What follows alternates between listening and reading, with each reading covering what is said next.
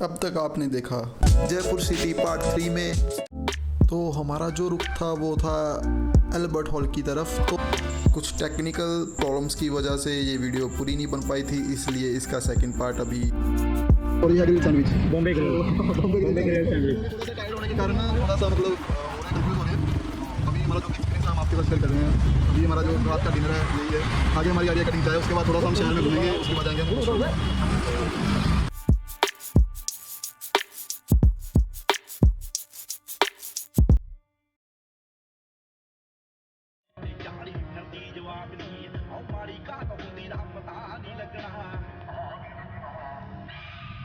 Night गेड़ी होने के बाद अब हमारा रुख था हॉस्टल की तरफ, और हमने चेक किया था गूगल पे कि कौन सा हॉस्टल इस एरिया में बेस्ट रहेगा। तो हमें पता चला कि जहाँ पे हॉस्टल है जो कि काफ़ी बढ़िया है, जिसमें काफ़ी अच्छी रेटिंग मिली हुई थी, तो हमने वो चूज़ किया। उसका तकरीबन पर नाइट का जो पर बेड का सिस्टम था वो था तकरीबन 370 रुपीज़ समथिंग। तो हमारा दोनों का मिला के तकरीबन 750 से 800 रुपये के बीच में पर नाइट का कॉस्ट कर रहा था, जो काफ़ी अफोर्डेबल था। और एसी रूम मिल रहा था, साथ में वाईफाई भी था, अटैच्ड बाथरूम थे।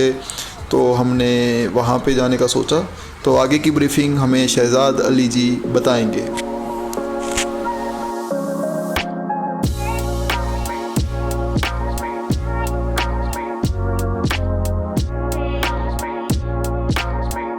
ਹੋਸਟਲ ਤੇ ਇਹ ਉਹ ਉੱਦਾਂ ਲੋਕੇਸ਼ਨ ਹੁੰਦੀ ਹੈ, ਇੱਕ ਹੋਟਲ ਟਾਈਪ ਹੀ ਲੋਕੇਸ਼ਨ ਹੁੰਦੀ ਹੈ। ਤੇ ਇਹਨਾਂ ਵਿੱਚ ਜਿਵੇਂ 4 ਬੈੱਡ ਇੱਕ ਰੂਮ ਦੇ ਵਿੱਚ ਐਡਜਸਟ ਕੀਤੇ ਹੁੰਦੇ ਨੇ, ਜਿੱਥੇ ਇਕੱਲੇ ਟੂਰਿਸਟ ਹੁੰਦੇ ਨੇ ਜਿਹੜੇ ਆਪਣਾ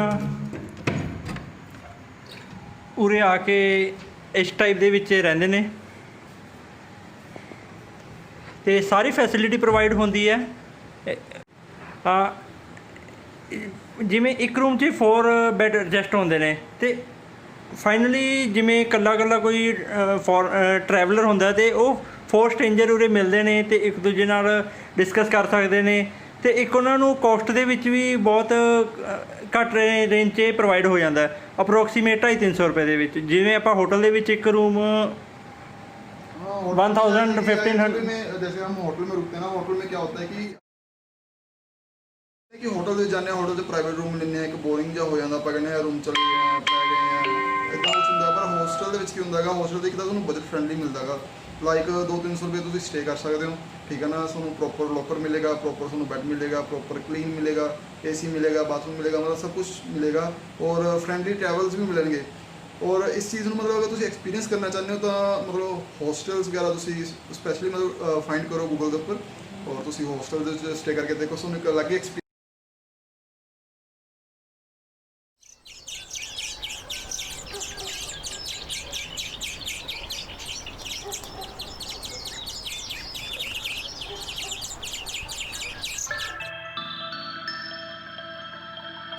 हॉस्टल से चेकआउट करने के बाद हम प्लान कर रहे थे कि हम अब कहाँ पे जाएं, क्योंकि काफ़ी सारी टूरिस्ट प्लेस तो बंद हो चुकी थी आफ्टर लॉकडाउन। हमें ये था कि हम आपको दिखाएं थोड़ा सा कि कहाँ पे टूरिस्ट डेस्टिनेशन वगैरह ओपन है और वहाँ का अभी कैसा सिस्टम चल रहा है, ताकि आपको फ्यूचर में थोड़ी सी हेल्प मिल सके। पर हमारे इरादों पे पूरी तरह से बाहर का पानी फिर चुका था, तो हमें कुछ समझ में नहीं आ रहा था। तो हमने एक ऑटो रिक्शा वाले को पकड़ा, और पहले हमने अपनी गाड़ी को पार्क किया, और उसके बाद हमने उस ऑटो रिक्शा वाले को पूछा कि अब हमें कहाँ पे जाना चाहिए। तो उसने हमें 2-3 जगहें दिखाई। तो पहली जगह हमें लेके गया वो महारानी पैलेस, और आगे वीडियो के साथ बने रहिए।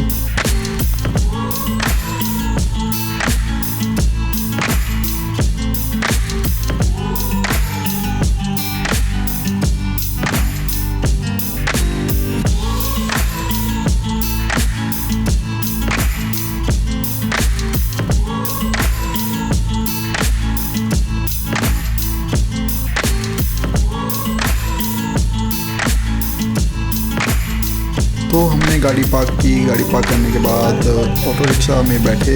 ऑटो रिक्शा वाले के साथ हमारी बात हुई थी 200 रुपीज़ में।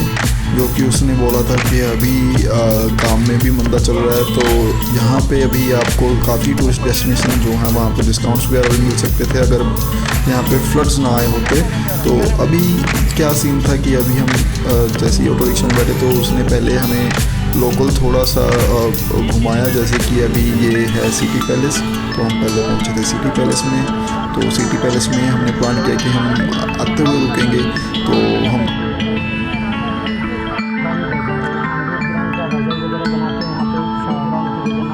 सिटी पैलेस का इतिहास जयपुर सिटी के इतिहास जितना ही पुराना है, जिसका कंस्ट्रक्शन जो था वो 1727 ईस्वी में स्टार्ट हुआ था और इसका जो निर्माण था वो सवाई जय सिंह महाराज ने करवाया था।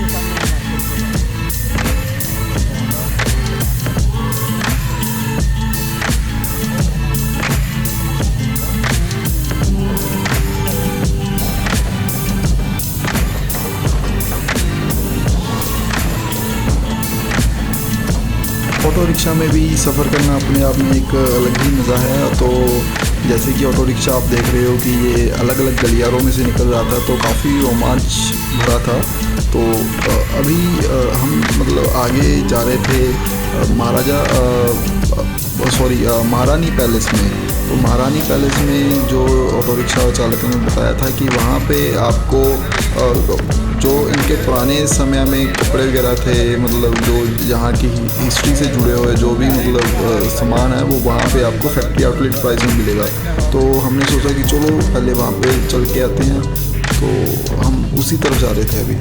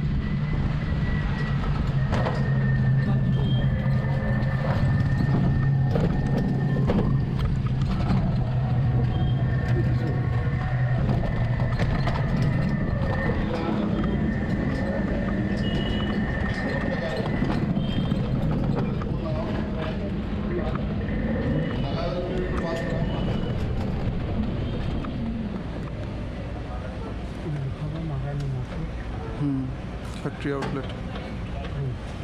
तो हम फाइनली महारानी मार्केट पहुंच चुके थे।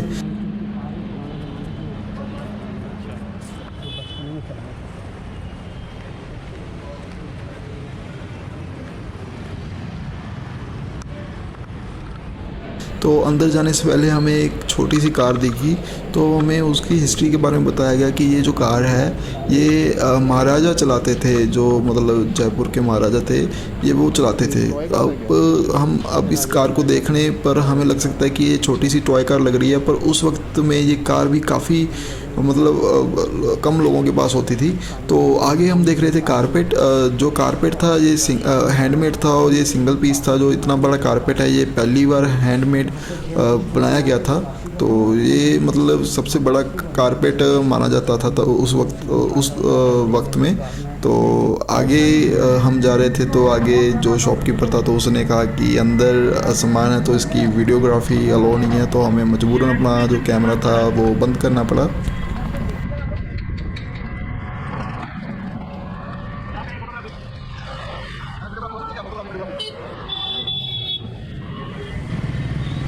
तो जैसे कि वीडियोग्राफी हमें करने नहीं दी गई, तो हमने ऑटो रिक्शा वाले को बोला कि जब हमें यहाँ पे वीडियोग्राफी ही नहीं अलाउ कर रहे हैं तो हमारा यहाँ पे आने का फ़ायदा क्या है। क्योंकि दर्शकों हम मेरे लिए काफ़ी इम्पोर्टेंट हो। तो हमने वहाँ से एग्ज़िट लिया और आगे की ओर चल दिए। और हम ऑटो रिक्शा वाले से पूछ रहे थे कि हमें वहाँ पे लेके जाओ जहाँ पे वीडियोग्राफी फ़ोटोग्राफी अलाउ हो। तो ऑटो रिक्शा वाला हमें अगली डेस्टिनेशन पे लेके गया।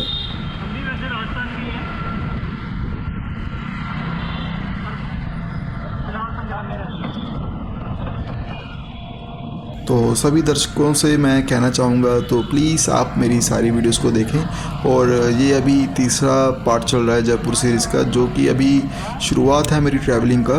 तो मैं आने वाले दिनों में अपनी ट्रैवलिंग को भी इम्प्रूव करूँगा और जो मेरे व्लॉग्स हैं इनको भी मैं इम्प्रूव करूँगा, और जो वीडियोज़ हैं वो मैं अच्छी से अच्छी वीडियो बनाने की कोशिश करूँगा। और हाँ, आपको वीडियो कैसी लगी प्लीज़ कमेंट सेक्शन में ज़रूर बताइएगा, ताकि मैं आने वाली वीडियोस में इम्प्रूवमेंट कर सकूँ। तो आगे के पार्ट भी इस सीरीज़ के बनते रहेंगे।